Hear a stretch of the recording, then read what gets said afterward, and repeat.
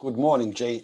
Damon Jones, Black America Law Enforcement, or Blacks in Law Enforcement of America, and also the publisher of Black Westchester magazine. Damon, good morning. Good morning. Good morning. So, Damon, we are here today to talk raw and real. No sugarcoating. We are not interested in saying the things that the people want to know. We are here to talk about the problem as is. Right. Absolutely. Absolutely. Damon, as far as I'm concerned, I can breathe is nothing new. Blacks in America have not been able to breathe for a very long time. Nothing new here. But you know, some politicians are making it sound like this is new. Exactly. Okay, like this never happened before. We need to take action now. What about before? Why did it just, evaporates a month or 2 months after? Let's talk about the reality. Give me your take on this. Well, the reality is that police killing of black men and women, of black people, is nothing new in America. Police killing of black people is more American than apple pie. We've seen this before. I think with the George Floyd killing, you have the combination of the COVID-19. You had the combination of people home. America has just reopened New York officially this week. And we had no sport and play. We had no distractions. So this videotape of a man pleading for his life, of a man laying there in distress, pleading for his life and pleading for his mother because he was in just that much pain. I think it touched everybody because there's no distractions. We had to see that, and we had to deal with the reality of police criminality, not brutality, but police criminality against black people, brown people, all people of color, and even poor white people. So I think that combination set off international protests. And I think that's what we see today. Now, attention, having the politicians, the police chiefs, mayors, governors, they didn't pay attention to the whole bunch of killings that happened in the past, the changes that they today are seeking for and talk about implementing. Why not in the last killing or the killing before that? We all remember the images of Mr. Gray, and we all remember the images when police officers are found not guilty of things that the entire country sees them as guilty. I see this as a word of games, Damon. Like they know exactly what the people wants to hear, and they will say those words. But do they mean those words? That's the question. Do they mean it? You think they mean it, Damon? But we will see, right? In the legislations and laws that politicians our elected officials will pass. They just had the no chokehold in New York State. They passed that, and they passed the 50A. They passed a litany of different pieces of legislation. Is that going to stop police criminality? Probably not, because of the fact that what they still fail to do. If you pass a law saying you're banning chokeholds, you didn't add the knee, right? George Floyd was killed by a knee, and police officers, law enforcement officers, we like to take martial arts and MMA and all this different stuff and And as you know, as a martial arts instructor, there's a lot of holes you could use. Correct. There's a lot of holes you could use. So that leaves a loophole for the union to defend officers that use other means of restraint.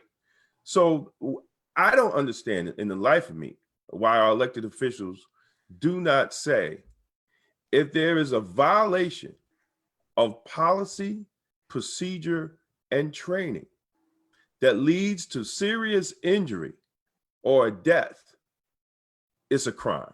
That's it. That's how simple it could be. But we're going around the mulberry bush, right? When we could go straight to the situation and call police criminality what it is. If you're not trained, if your department did not train you to do something that led to a death, it should be a crime. If it's a violation of policy procedure, it should be a crime. That's how simple the law is. I mean, we're still playing politics because we have ill-informed public. The public is ill-informed of policies, procedures, and training. So they might say, we don't want no more chokehold. Kill somebody else with, Damon, I think that we are creating another loophole. Okay. Or then somebody's killed by a chokehold, but applied in a different way. Maybe unions will come in and say, well, we never specifically said that we couldn't use this chokehold. Exactly. No. Exactly. So this is more like, I think, a kind of smoke thing. Okay, elected officials are doing something, but why don't they just cut all the chase? Saying, look, just what you said. If you use excessive force that leads into the serious injury or the death of a man, you are committing a crime. Okay. Of course, I'm not saying in all circumstances, but in the circumstances that we have seen, if you do it, it's a crime. Okay. It's not like we all know different from right and wrong, but all of a sudden you become a police officer and you cannot make that clear distinction between right and wrong. If you kill a man, if you put your knee on top of a man's neck for 8 minutes, it's clearly wrong. Exactly. Okay. And there's no training in to do that, right? So if you don't, if there's no, we see that there's no training. No police officer, no law enforcement officer, no correctional officer, court officer, anybody is trained to put the knee on someone's neck for 8 minutes. There's no training. That it doesn't exist. So that's why I say to make things simple, so we won't get into this ollie shuffle about what's this and what's that.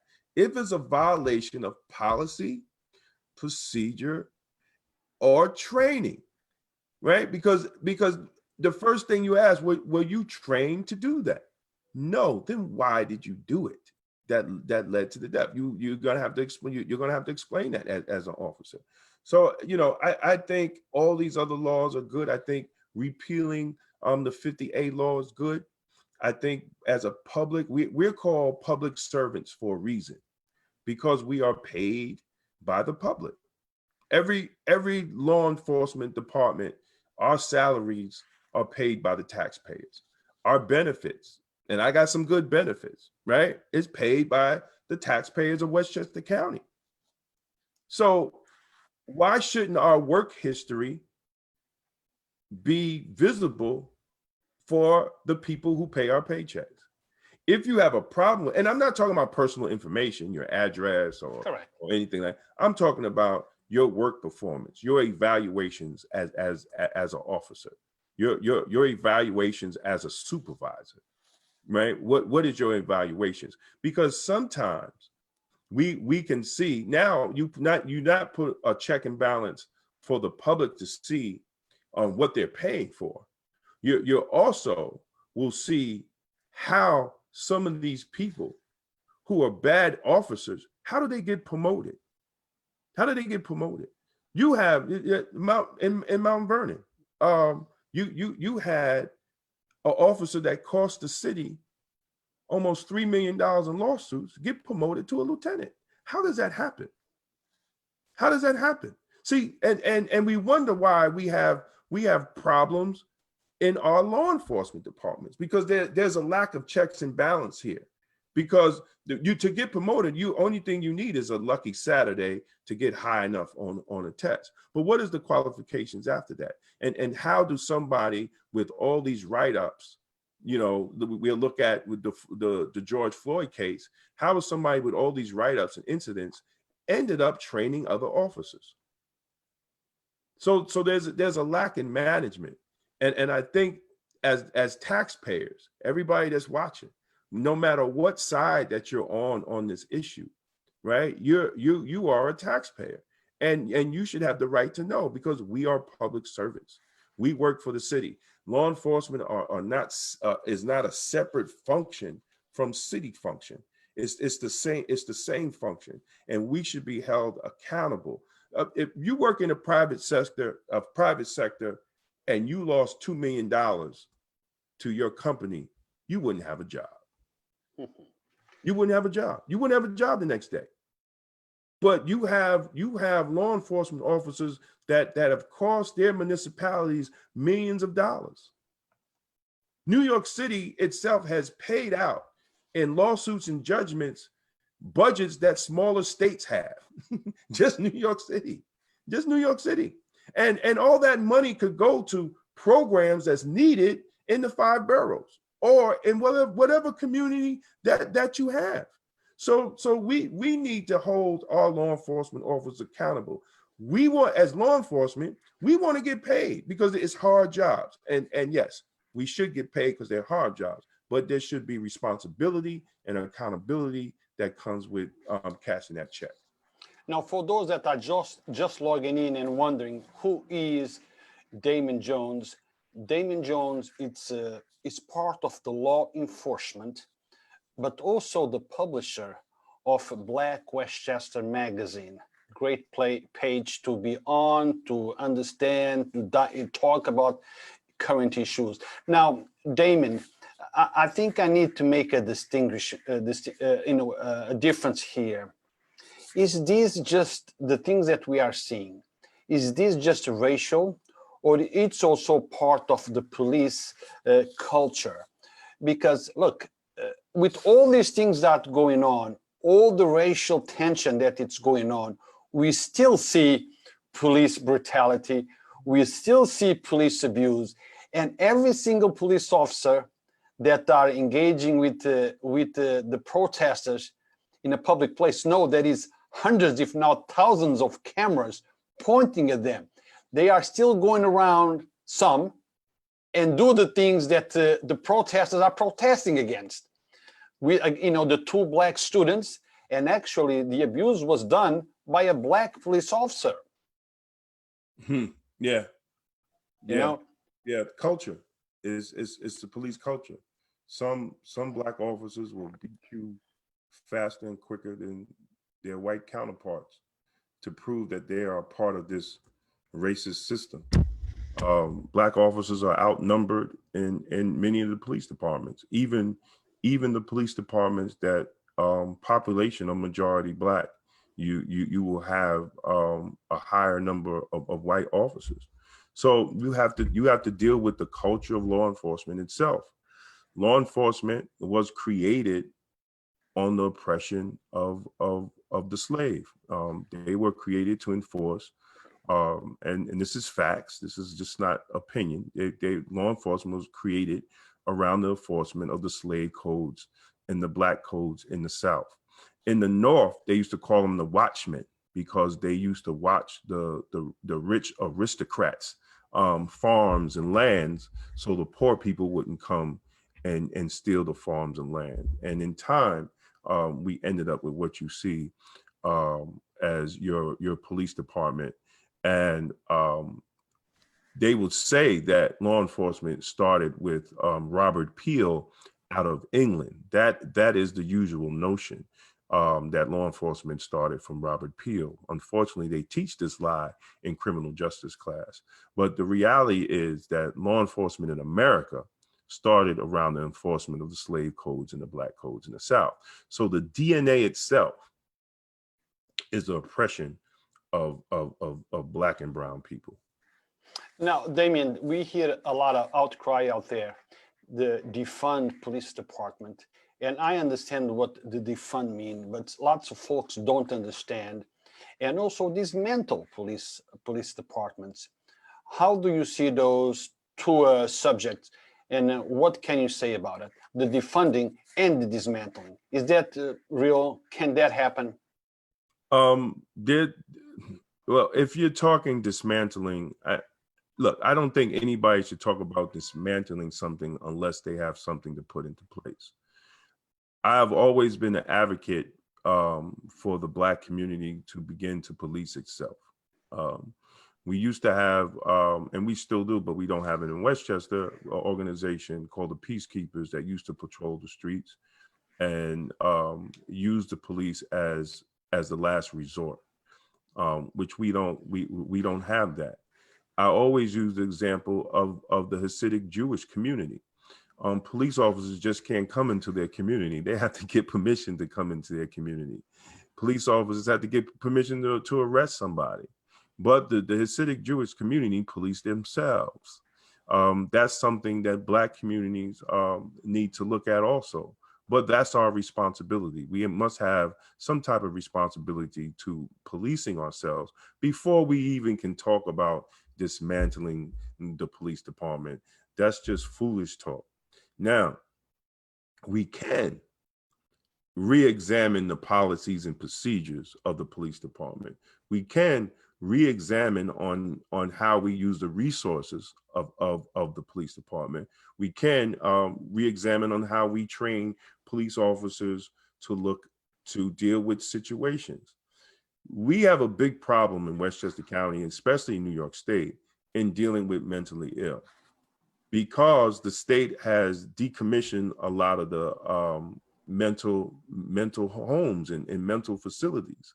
So now the police have to deal with a lot of mentally ill people, but they're not trained.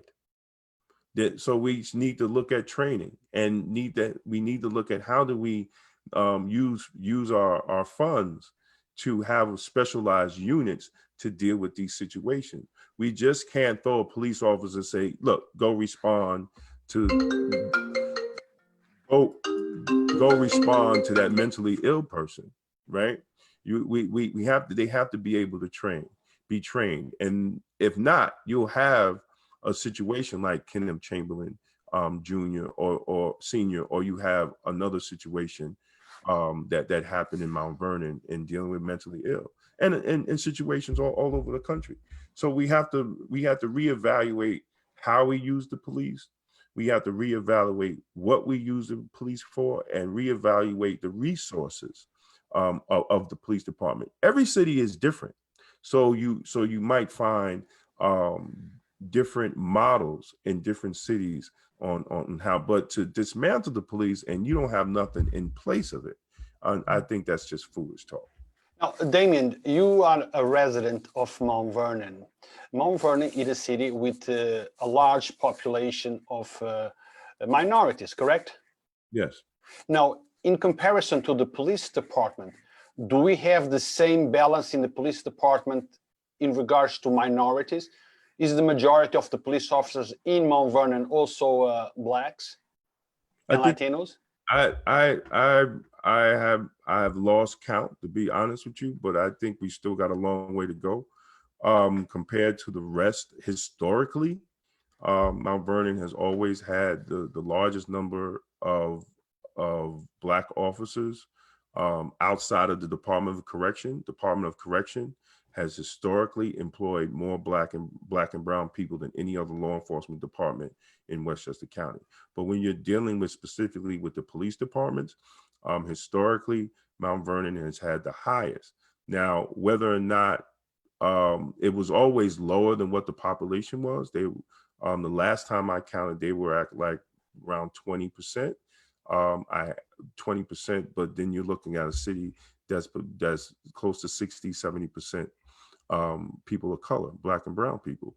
So that it's still a long way to go. Mount Vernon historically is the only police department to have a Black police commissioner ever. So we still have a long way to go in equity in police departments. Having police departments reflect the community they serve. We have a long way to go in all 43 municipalities in Westchester County. Now, do you see a big difference between how the police department in Mount Vernon serves the community versus how the police department in Yonkers serves the community? We have, I'm talking about in the kind of the racial. We talk about blacks policing their own communities. Well, we have more blacks in Mount Vernon serving black communities than we have in Yonkers. Do we see a difference? Do you think there is less social injustice in Mount Vernon because of the model that you are using there than the one that we are using in Yonkers? There's social injustice in any police department, even when you have blacks in the police department. Just because you have more blacks in the police department don't mean that you have less police brutality. Just prime example, look what happened in Atlanta. When they pulled those college students out of the car. Atlanta is the Wakanda of a black city in the United States, and they have police brutality. Let's not be fooled just because you're going to have black people, right? You're going to have less police brutality. They fall in line with the culture. You have to address the culture of law enforcement. And as I said before, sometimes you will see a black cop will beat you in the head quicker than the white cop would, just so that he could prove to his white counterpart that he's blue before he's black. So there's an old saying in the South, just because you my skin folk don't mean you my kinfolk. And that goes along with black law enforcement officers. And I think it's up to black law enforcement officers to change that and recognize that. But I've been on the job for 30 years, and it's still the same. It's still the same. Damien, I was raised in Mozambique, south coast of Africa, and the blacks in Africa, well, at least where I came from, were more afraid of another black than they were actually afraid of the white, because they felt the black had to prove trustworthy from the white. So how do we prove trustworthy? Right. By oppressing worse than the white folk would do it. That would show them they are on their side. And it seems like that mindset can be felt and seen in America. Absolutely. Okay. What would you have to say, Damon, if instead of me being here was another black officer who you saw on a video abusing another black man? I'm talking abusing, not serving justice. What would you tell him? That our ancestors did not fight for you to get this job for you to abuse your own people. Wearing that badge should enlighten your consciousness so you could be protectors. That's what we're here for. People died for us to take these tests. Sometimes people, they think, policing started when they got the job. I was blessed to be around a lot of conscious brothers and sisters that came on the job in the late 60s and 70s. So I have really a different understanding of the struggle.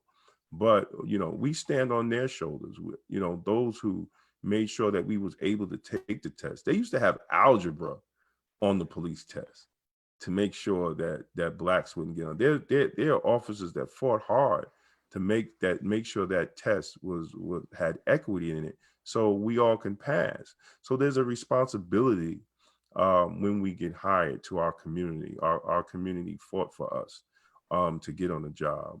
And not to abuse us, but to be partners with the community in keeping the community safe. Now, Damon, I hear people all the time saying, if you want to change the system, be part of the system. We have seen some people getting involved in the system, but they became part of the system. You think that things will change anytime soon, or things will continue to be as they always have been. They will scream injustice.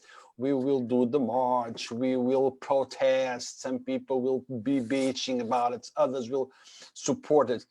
But at the end of the day, Damon, will things change? It will only change to the mindset of the people will change.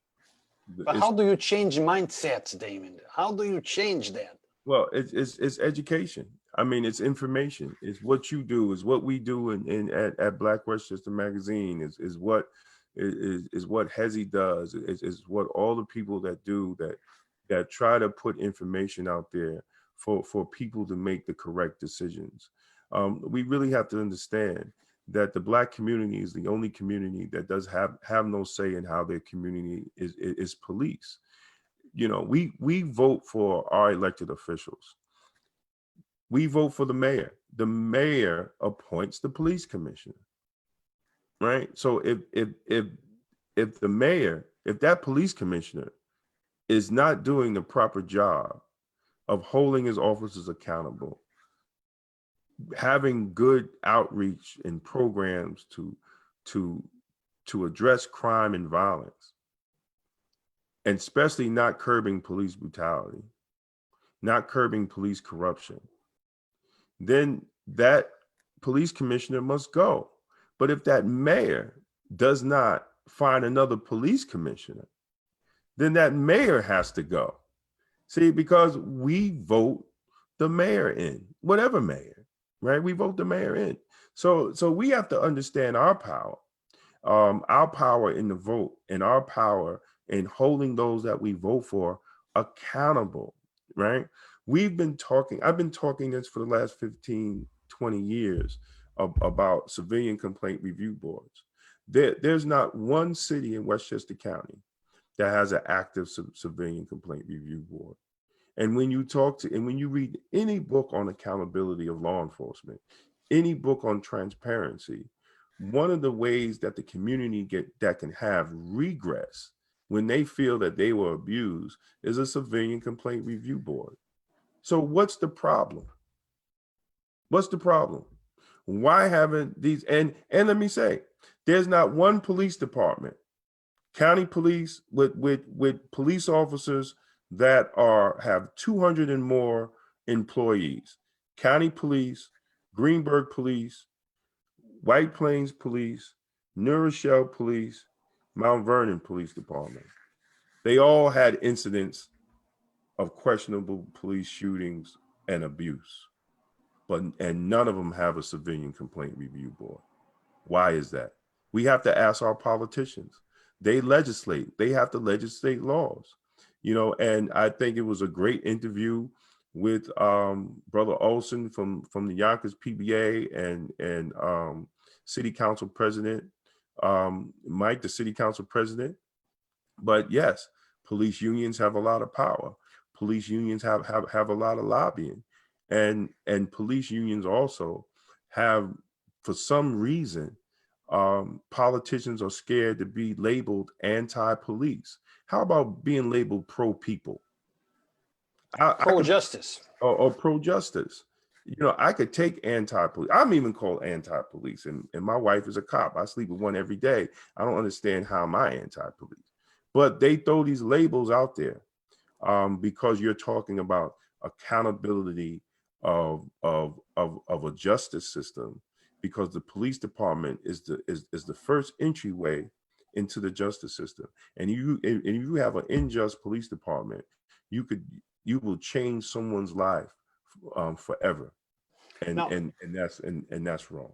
Damon, I was in Mount Vernon. I'm not sure if it was Sunday or Monday at the rally organized by the current mayor.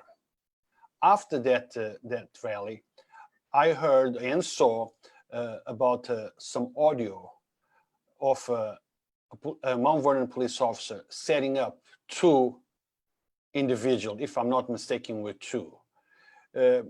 Has the mayor and the police commissioner talked about that specific incident and what's being done? Are those police involved in that conversation still on the job? I think the main one that they're talking about is still on the job, I believe. I don't know what the mayor and the police commissioner has to say about that. That's something that you have to ask them. But what I do know is that Officer Bovell should be commended for what he did. And it's a travesty and injustice why it hasn't been an official announcement of an investigation by the district attorney's office. I think these are old tapes. Like, there's nothing new. They've been given over to the district attorney's office. We had Officer Bovell and his lawyer on our show, so it's nothing new. Part of the problem, the DA's office is part of the problem of holding police officers accountable because there's a incestual relationship between the district attorney's office and the police department. Because they need their police department to solve cases and to work with. I have always said there should be, we need a public advocate in Westchester. We need an elected position like a public advocate to be able to have some type of oversight if they're not going to do any type of countywide civilian complaint review board that will investigate outside the district attorney. So why don't we have a public advocate to actually look into that, and if so, recommend investigations from the federal level or from the state AG. But I believe that Scarpino's office, the current district attorney, dropped the ball on Mount Vernon. Totally dropped the ball on Mount Vernon. Damien, what about endorsements? When a police union or the police department endorses a particular DA, why you think that happens, and what are the givebacks from that district attorney to the police? And another question, and this question comes from Lorraine Lopez. What is your opinion on district attorneys who refuse to prosecute or look at bad cops? And this question from her ties up with what I'm saying. Well, right, there's a conflict of interest. I mean, if you're a district attorney and you refuse to investigate or prosecute bad cops, you shouldn't be a district attorney. The district attorney is the chief law enforcement officer of the county, and it's their responsibility is their responsibility to hold everyone accountable to equal justice. What we have seen from our district attorney's office, and it's very unfortunate, not just from Scarpino, but from Janet DeFiore. And we've seen a district attorney's office that has played politics with justice, and many of those that are left over from Janet DeFiore are still in Scarpino's office. So we shouldn't be surprised to what we're seeing. And I think it's a shame. I think it's very disrespectful, especially the last 3 years that went on in Mount Vernon, with all the shenanigans that we've seen, and the district attorney's office has been silent, even when credible people have brought them credible evidence. So what can you do when the city council has a press conference in front of the police department begging for intervention, and the district attorney does nothing? That should say something to the people of Mount Vernon. So going back to our last interview, Damon, we spoke about elections, and elections have consequences, and vote for the right people that can represent your interests, because not every Black person elected represents the interests of the Black people. Maybe that's what they say before they get elected. Right. But that's not what they mean. Just like we have somebody that sometimes comes on TV or goes in Twitter, he says something, but he means something totally different than what he's saying. So let's touch that subject, Damien. Vote right. Make sure you know what are your recommendations. Don't just vote because he's Black, because sometimes that Black person will do more injustice than a Caucasian would do to represent you when that person is there. Well, yeah, it's unfortunate. I tell people all the time, they need to research the candidates that come before them. They you know, and especially Black people, man. You got to ask the hard questions. You know, what is their agenda for the Black family? What is their agenda for Black employment? What is their agenda for the Black economy? What is their agenda for police accountability? You know, you got to ask these things. Just don't vote for somebody because a specific party is backing them. That's foolishness. We just shouldn't give our votes away like prostitutes to the first bidder. We should make them court us for our vote, so they know, so we will know who we're voting for. And also, everybody got a cell phone, everybody got a computer or iPad or pad or something.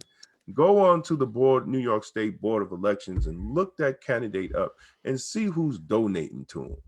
See who's giving the candidate the money. See who's paying the piper. Because a lot of time, those are the people that they owe. And if they don't look like you, and if it ain't Ray Ray and Junebug from around the block, you know, if it ain't your grandmom's or auntie or something like that, then their interest is not for you. Black, white, yellow, brown, whatever color the politician is, you know, the game of politics is the same. So, you know, we have to do our due diligence. And part of this is our fault because we put people in office that don't have the testicular fortitude to pass the proper laws. This is not rocket science, right? The lawmakers make the laws, then change the goddamn laws. As simple as that. See how quick that the state assembly passed a jitney of laws? How long have we talking about 50A? We've been talking about 50A for years. Lawyers has been talking about 50A for years. You set a couple of buildings on fire, 50A passes, right? Chokehold passes, but now we're beyond chokehold, right? And they didn't sat on that law for been a year or so, but now all of a sudden the chokehold passes. But literally, that's not enough. We're supposed to be satisfied with that, you know, because they did that. Absolutely not. We need something more. We need something to define what police criminality is in New York. They could do it. They could do it when they want to do it. They could do it when they want to do it. They could do it when they feel that they're going to lose their position. Because some of them are just in the position for a pension.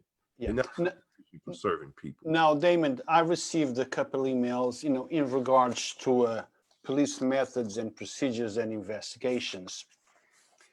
If a Black man is involved in a crime or alleged crime and police shows up, the record of that subject is known in the next hour or so. Everybody knows what that person did from the time he entered grammar school to the time he finished high school.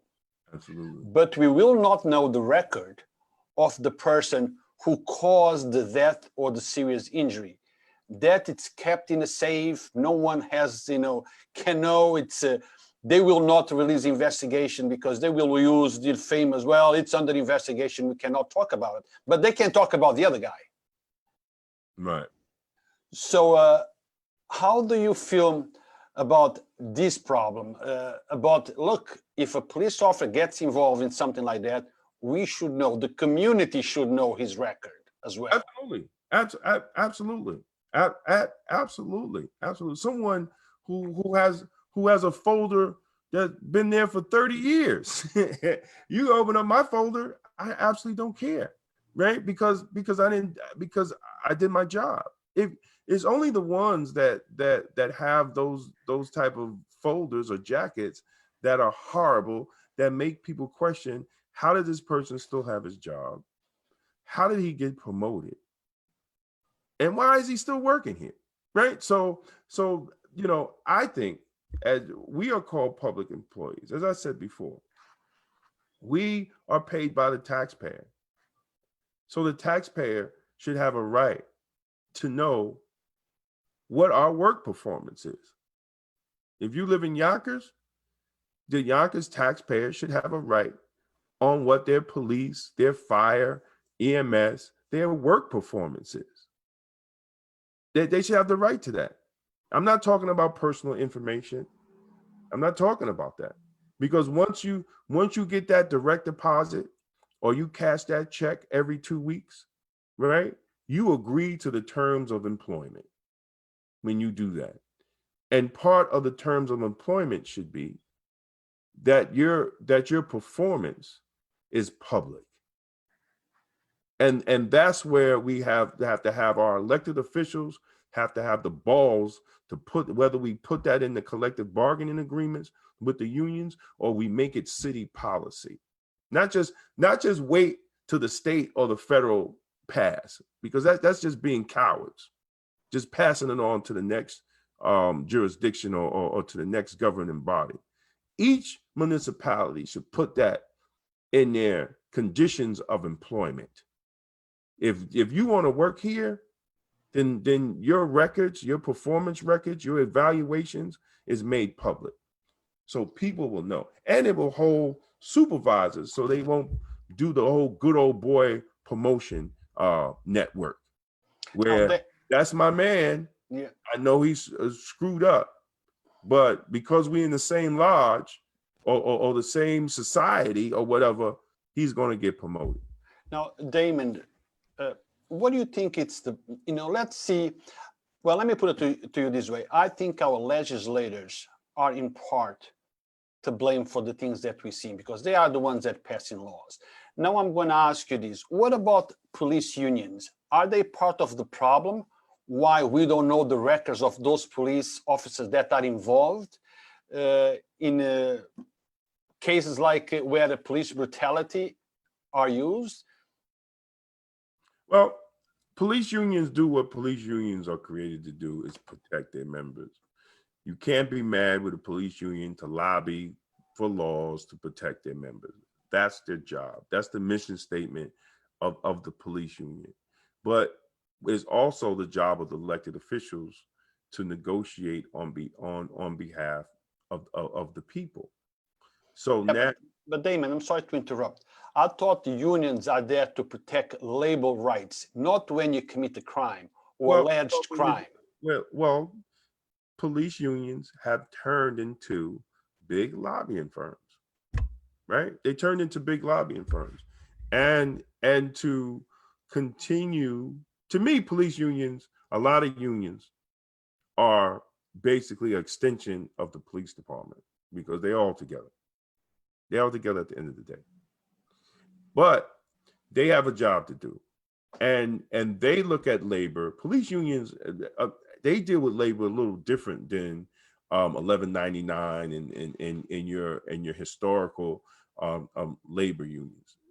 They have turned into, and we got to understand, like the Fraternal Order of Police, their collection, their unions in some states, and then their fraternal organizations in other states.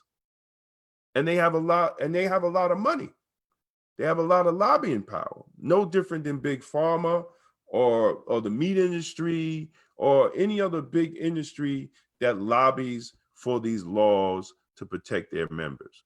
I get that. But we also understand is that it's up to the legislators, it's up to the elected officials. And that's why I say you have to look and see who's donating to your elected official, because you might see some police unions there donating to your elected officials. So do they owe them a favor? Maybe so. Maybe so. But one of the big problems, like there was just a big press conference about the laws that were passed, and they were really complaining about the 50A, and Pat Lynch was saying that they never brought the police unions to the table. And he was asked this question. I saw in one of the articles. Well, what recommendations will you make? He didn't give any. Police unions has never been a part of the solution on accountability.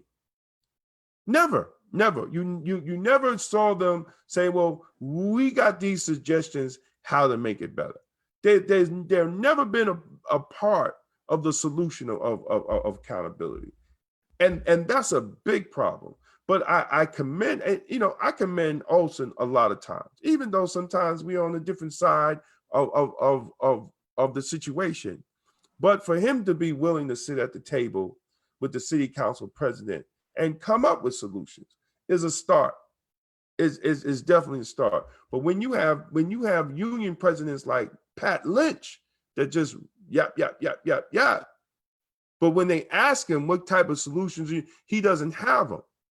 When it comes to police killing Black people, and the problem is too is that Black officers are victims also from our white counterparts, and we don't get the same respect when there's racial incidents with our departments from our police unions. Even if you have a Black union president, really doesn't matter because the culture is the same, right?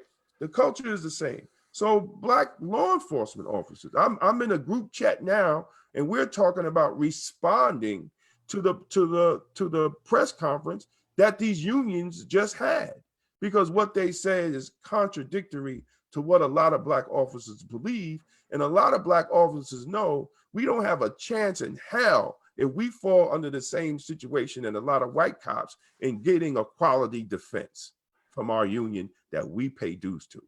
Now, Damon, I wish I had more time, but unfortunately, we have another interview coming up with Westchester County DA, Mr. Anthony Scarpino. It's coming after this one. We got a little delayed starting this, but I don't want to end this without asking you about this. This is the Black in Law Enforcement of America and recommendations that Black law enforcement are making. Can you just, in closure, talk a little bit about that? What you suggest, what you want to see change? Give us your perspective.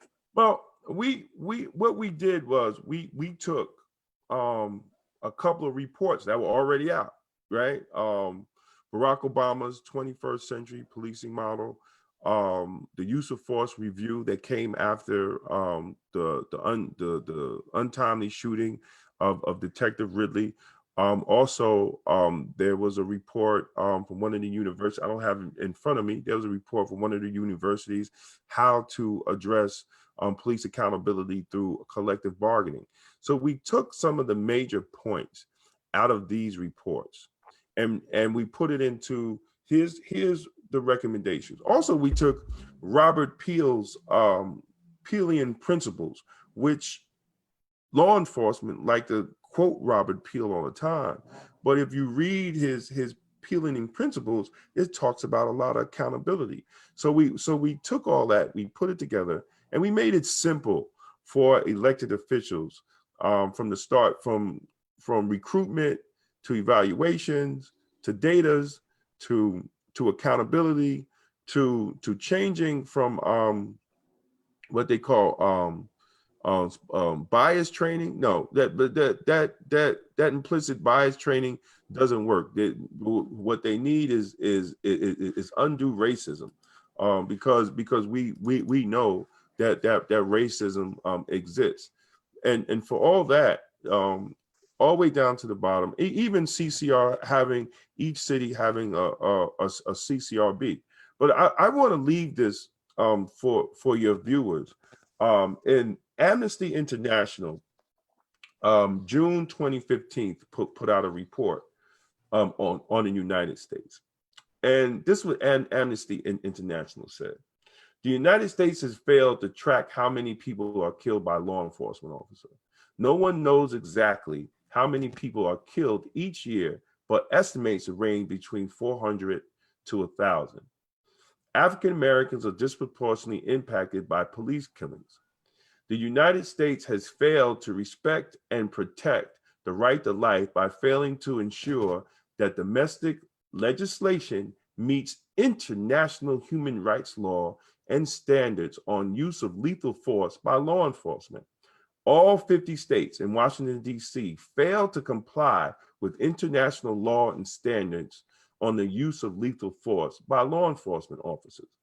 9 states and Washington, D.C. have no laws on use of lethal force by law enforcement officers. 13 states have laws that do not comply with the lowered standards set by the U.S. Constitution. Did you hear that? 13 states do not comply with lower standards set by the U.S. Constitution. None of the state statutes require the use of lethal force may only be used as a last resort with non-violent and less harmful means to be tried first. No state limits the use of legal force to only those situations where is an imminent threat to life or serious injury of officers to the officers or others. We're in a horrible mess, man. And it's up to our legislators. This is a report card on the failure of our elected officials in passing laws of accountability of law enforcement. So we get an F- on that. Exactly. Failed completely. Exactly. Damon, I wish I had more time, and perhaps we should do this more often, because I think that people like you that can articulate this issue in a way that people can understand, it's very important. Thank you. Just voting is not enough. Exactly. You need to vote for the right person. Don't vote based on color, because just because somebody is black like you does not mean that it's going to do the work that it's important for the blacks like us. Right. And ask Anthony Scarpino, why did his investigator say to a Mount Vernon detective that he didn't believe Bovell? Okay. I will ask that question. And how do they go into an investigation not even believing the cop? That's good enough, sir. Horrible. So, Damien, thank you very much. Until next time. All right.